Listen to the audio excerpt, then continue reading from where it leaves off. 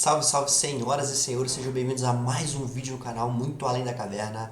No vídeo de hoje separei um pouco para vocês sobre uma das piores pessoas da humanidade, Jeffrey Epstein. E vou mostrar para vocês em vídeos detalhados como ele tinha ligações com pessoas de Hollywood, pessoas que não somente eram atores e atrizes, mas também pessoas envolvidas na política, pessoas envolvidas na música, pessoas envolvidas em todos os aspectos do poder e de influência que geravam algum tipo de repercussão no mundo. Vou mostrar para vocês aqui algumas evidências que ligam a casas de pessoas que talvez você é muito fã, mas com a verdade cada vez mais presente, mais próxima, estaremos muito perto de revelar grandes escândalos que foram escondidos da humanidade por um bom tempo. Recentemente, uma das secretárias do governo do Trump disse que está em posse dos arquivos do Jeffrey Epstein e será liberado em público em breve. Acredito que no máximo em um mês estaremos um pouco mais cientes sobre os horrores enfrentados por crianças inocentes promovidos por alma maligna e satânica. Se você gosta desse canal, se você gosta desse conteúdo, peço para que você se inscreva, comente e compartilhe para que eu possa trazer cada vez mais informação para você. Sem delongas, vamos embora para o vídeo de hoje. Caso você não conheça quem é esse indivíduo que eu estou falando, Jeffrey Epstein, dá uma olhada nesse vídeo aqui que ele vai mostrar um pouco quem é esse cara e quais são as pessoas no mundo da política que estavam intimamente ligadas com ele. Vamos dar uma olhada. He's accused of recruiting a network of young girls he sexually abused at his mansions in Florida and New York. Law enforcement officials tell NBC News he faces 2 counts of sex trafficking for alleged crimes. Trafficking underage girls to the private island near St. Thomas. Some even refer to it as Pedophile Island. Authorities say he declared it his primary residence. Sleazy Wall Street tycoon Jeffrey Epstein used the Lolita Express to ferry a bevy of beautiful young women. Among the passengers, former President Bill Clinton and Britain's Prince Andrew. Newly obtained documents show Clinton actually took at least 26 flights on Epstein's private jet. According to NBC News, Jeffrey Epstein has died by suicide in his jail cell. People that blow the whistle on elite pedophiles tend to have accidents, and a lot of those people have died mysteriously. NBC News has learned that disgraced financier Jeffrey Epstein is dead. Epstein took his own life while he was behind bars. There's absolutely no excuse for this. What happened here, to me, is mind-boggling. The guy was a high-risk prisoner, wasn't he? I mean, he's a guy that there are probably 50 very important people that have a motive to kill him. We don't even know who they are. It's true. But we know there are some people that are in a lot of trouble because of Epstein. They know who they are. Would you raise your hand, please? Do you solemnly swear the testimony you're about to give in the matter now pending? A shocking new report from the New York Times sheds light on the connection between Microsoft founder Bill Gates and the late Jeffrey Epstein. You report these 2 men met at least 6 times. Well, I believe there were more. This included visits to the mansion, seeing each other in Seattle, flying on Epstein's plane. When flight logs revealed that Gates had been a passenger on the Lolita Express, he claimed that he didn't know that the private jet belonged to Epstein.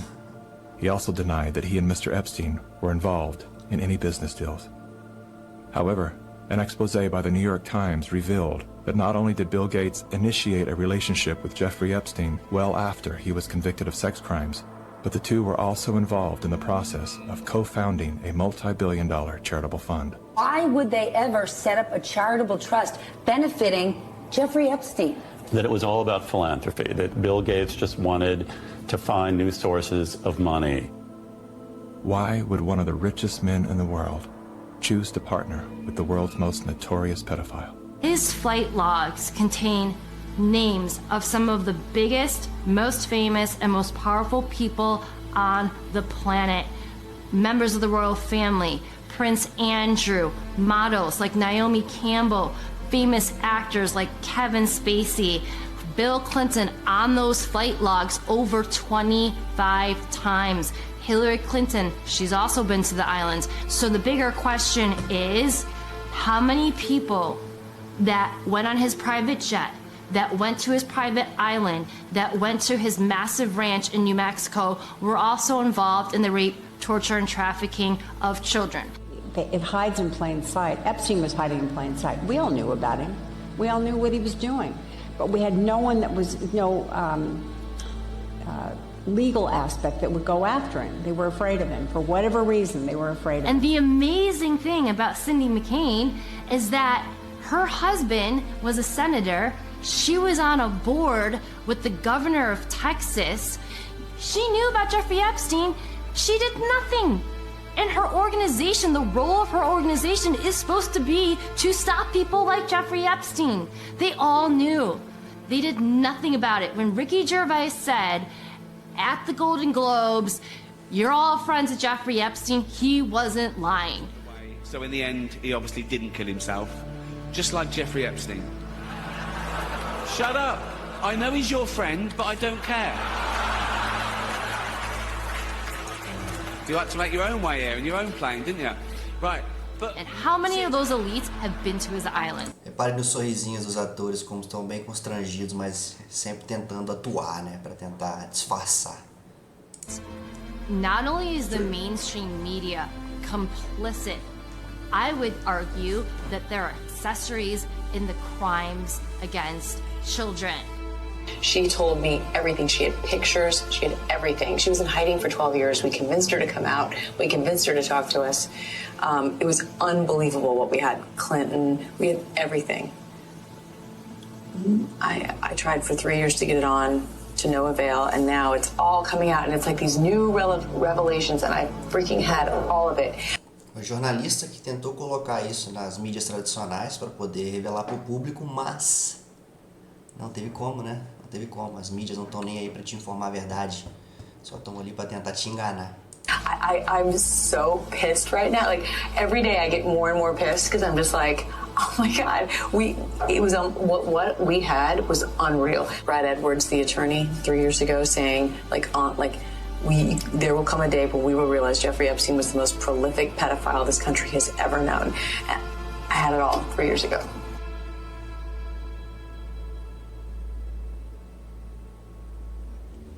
Gonna miss the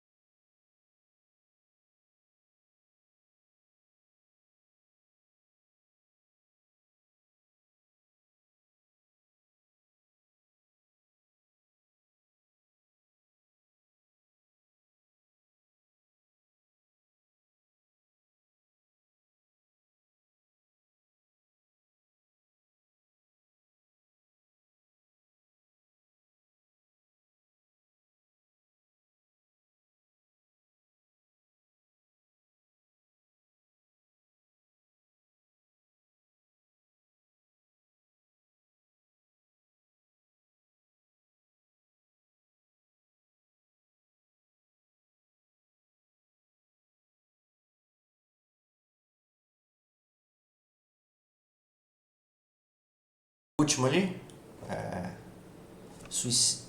autoeliminação por 2 tiros nas costas. Avicii, quem não lembra do DJ Avicii? Ele, Chris Cornell, o vocalista do Linkin Park, Chester Bennington, todos eles foram ditos como autoeliminação, né? Mas todos eles tinham em comum uma coisa. Anthony Bourdain tinham tudo uma única coisa em comum, um documentário que eles estavam fazendo para tentar expor esses indivíduos perversos. Chester, Chris Cornell, John McAfee, o cara que criou um antivírus muito famoso, um dos indivíduos aí mais inteligentes do mundo. Supostamente ele tá vivo ainda, não sei, mas saiu um vídeo recentemente aí dele mesmo falando que tá vivo, uma loucura.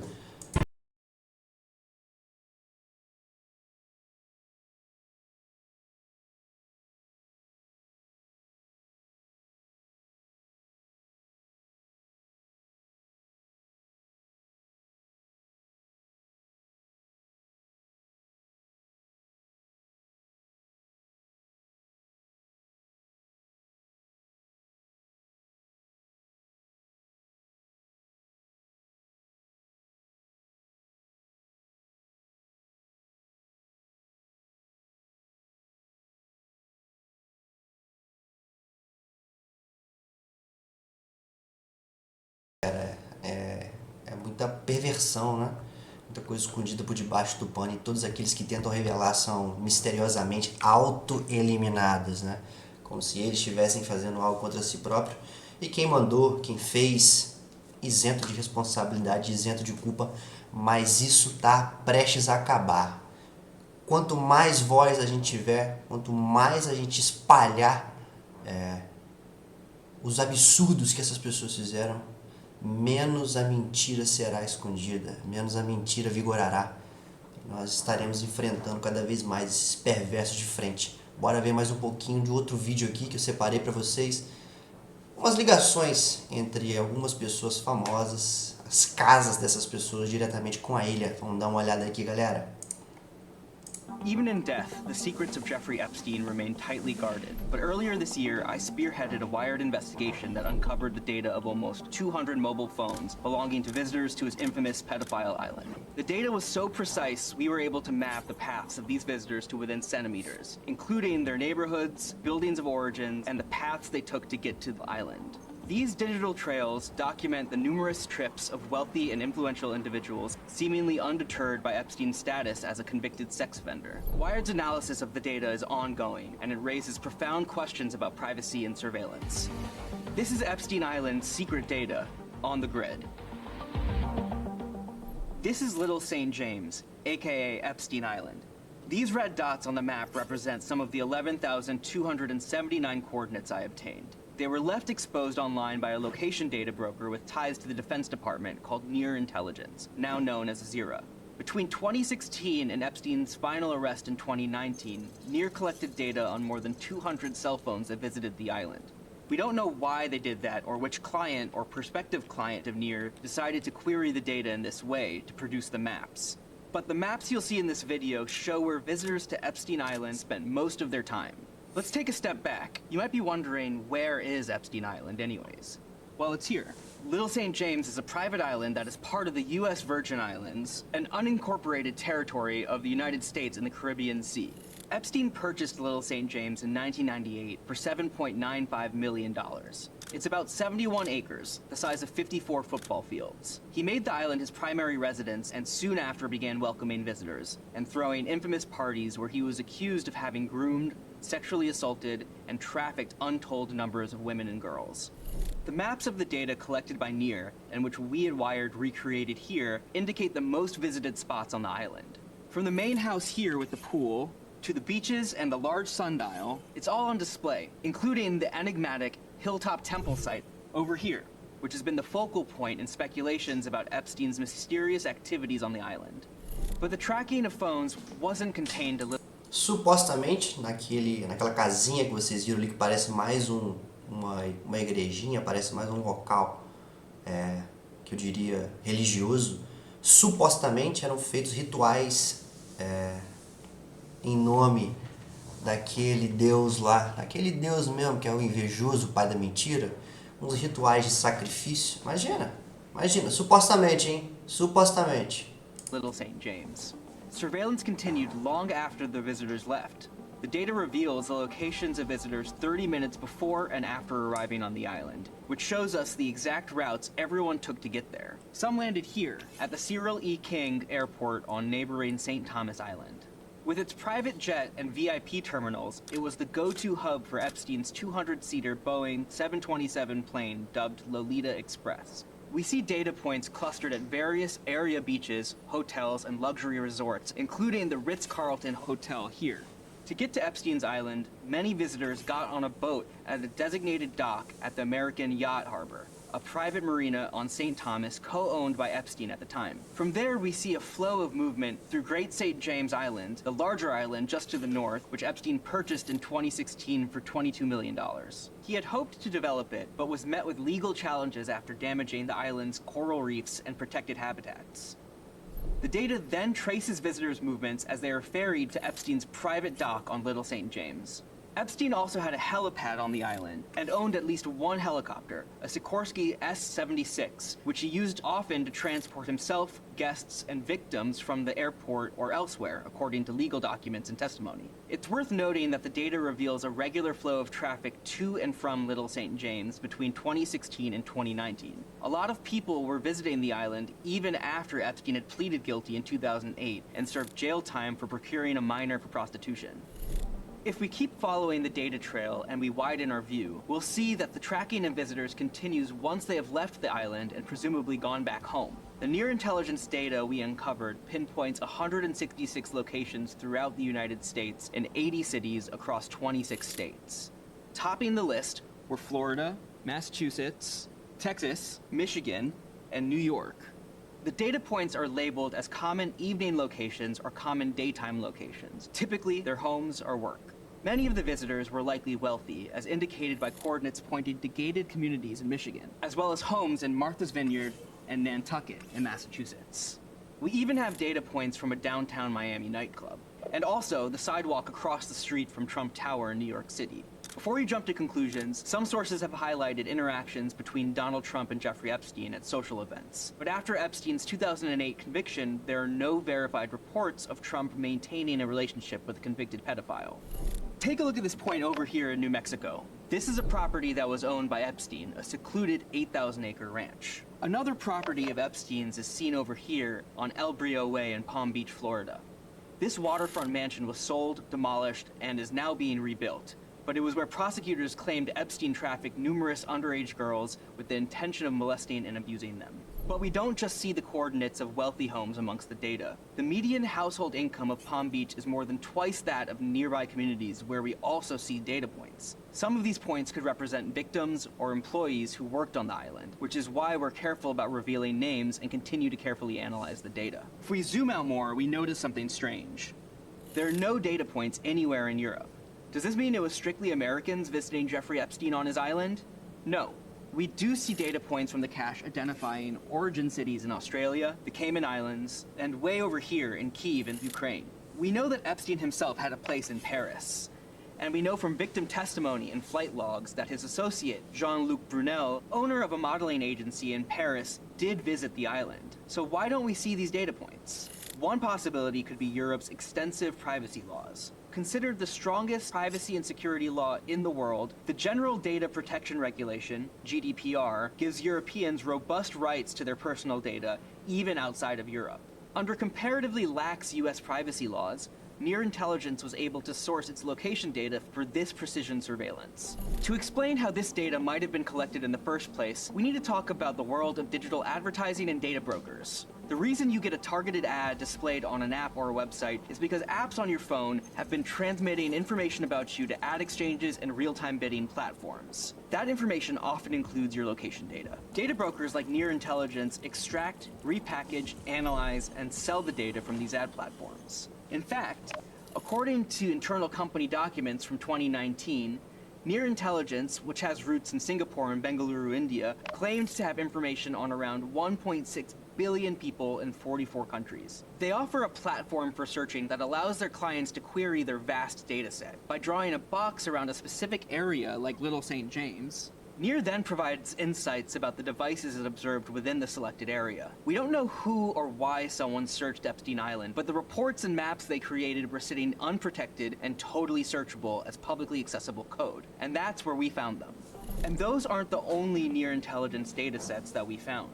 Google's web crawlers were able to locate at least 2 other reports, one geofencing the Westfield Mall in the Netherlands, and another targeting a park in El Paso, Texas. This is data unrelated to our investigation about Epstein Island, but it shows how unsafe personal data can be.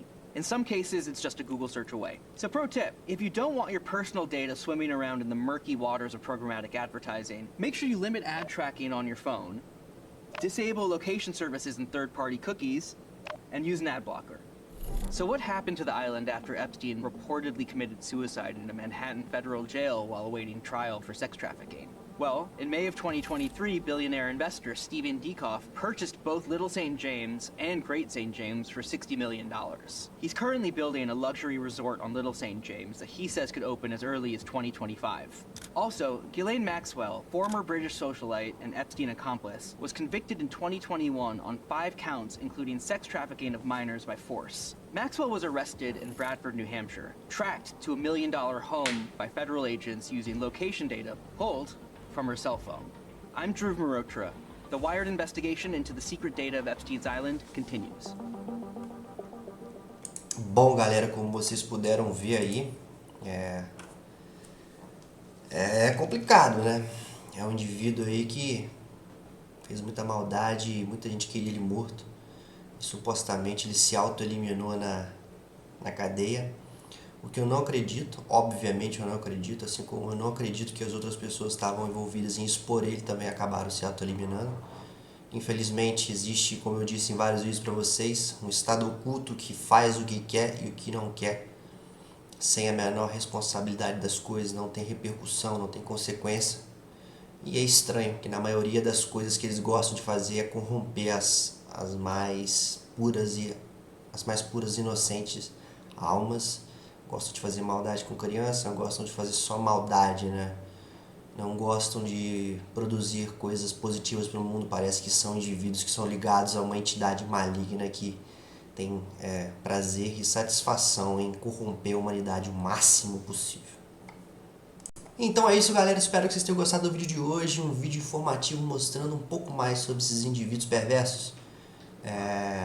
Espero que nos próximos dias, caso realmente a promessa do governo Trump seja verdadeira e seja efetivada, nós teremos acesso à lista das pessoas envolvidas nessas ilhas aí, envolvidas com Jeffrey Epstein. E vamos ver, para chegar onde essas pessoas chegaram, atores, cantores, políticos, vamos ver o que eles precisaram fazer, o tanto que eles precisaram se comprometer para chegar até isso. E o tanto que eles são dispostos a fazer maldade com os outros, mas principalmente com crianças. Além disso, gostaria de lembrar para vocês que não somente o Jeffrey Epstein é um indivíduo desse, mas o Diddy, né, que é o cantor rapper famoso que está preso agora, fazia isso para pior também nas festas dele. E em breve faremos um vídeo mais sobre esse caso do Diddy também, mas por enquanto focaremos no Jeffrey Epstein, porque talvez a lista vai sair, e saindo aqui no canal você vai ter acesso exclusivo, primeira mão, comigo aqui, pra gente informar mais você, pra você ficar cada vez mais esperto nesse mundo, beleza, galera? Muito obrigado mais uma vez, foi um prazer e até a próxima. Tchau, tchau.